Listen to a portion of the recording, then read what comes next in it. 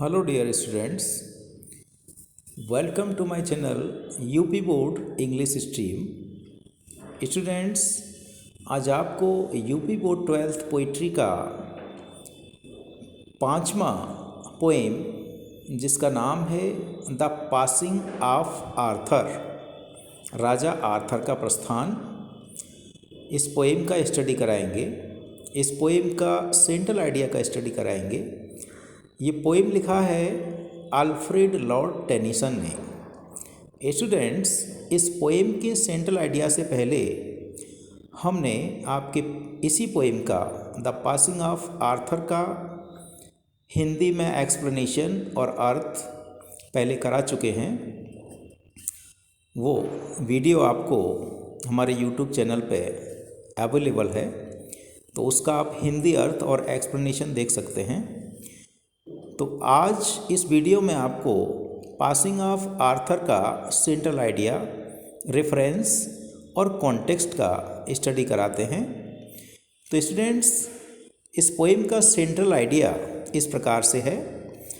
The poet tells that change is the law of nature. Poet बताता है कि बदलाव, परिवर्तन प्रकृति का नियम है। Old system changes and new one takes its place. पुराने जो रीत रिवाज होते हैं वो बदलते हैं, बदल जाते हैं और उनके स्थान पर नया नियम, नया रीत रिवाज आ जाता है।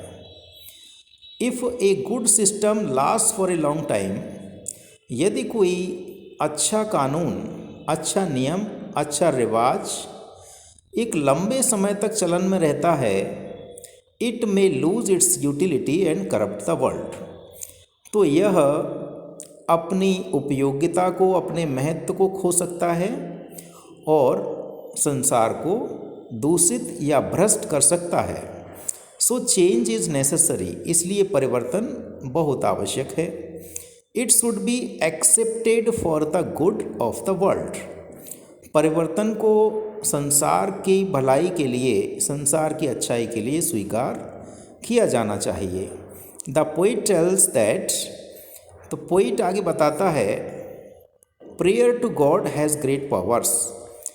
ईश्वर की प्रार्थना में बड़ी शक्ति होती है, ईश्वर की प्रार्थना में बहुत ताकत होती है। It makes man better than animals. यह मनुष्य को पशुओं से बेहतर बनाती है।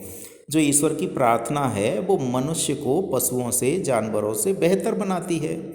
So man should pray to God, इसलिए मनुष्य को ईश्वर की स्तुति करनी चाहिए, प्रार्थना करनी चाहिए। Prayer is the link between God and man.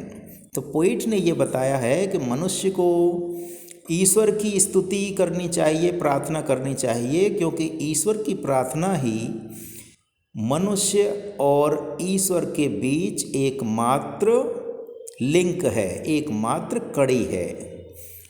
जो प्रार्थना है वो भगवान और मनुष्य के बीच कड़ी का काम करती है, लिंक का काम करती है, दोनों को जोड़ने का काम करती है। इसलिए मनुष्य को ईश्वर की प्रार्थना करनी चाहिए।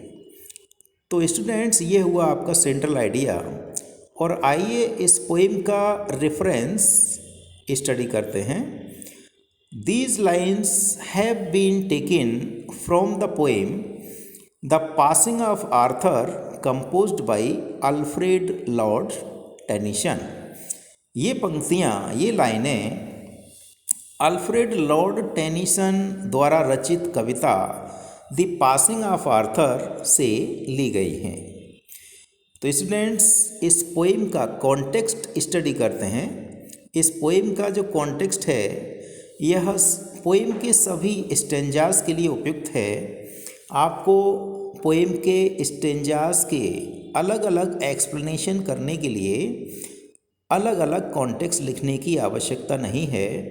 यदि आप चाहें तो इसी कॉन्टेक्स्ट को सभी एक्सप्लेनेशन के लिए लिख सकते हैं। ये पूरी पोएम के लिए एक परफेक्ट कॉन्टेक्स्ट है।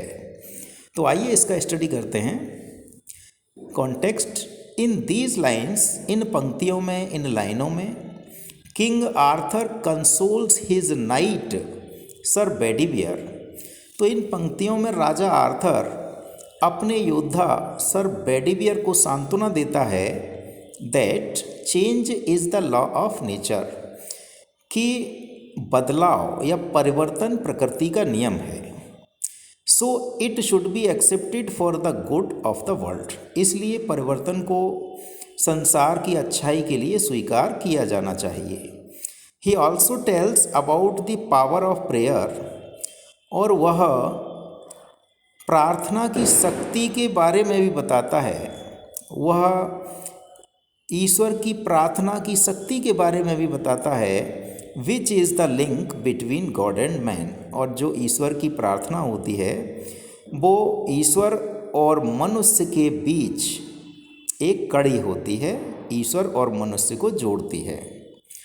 तो स्टूडेंट्स, इस पोएम का सेंट्रल आइडिया, रेफरेंस और कॉन्टेक्स्ट अगर आपको अच्छा लगा हो, आपको पसंद आया हो, तो इसको वीडियो को लाइक एंड शेयर अवश्य करें, और इसी तरह के शॉर्ट एंड सिंपल वे में हम आपको स्टडी कराते रहेंगे। Thank you students for watching my channel.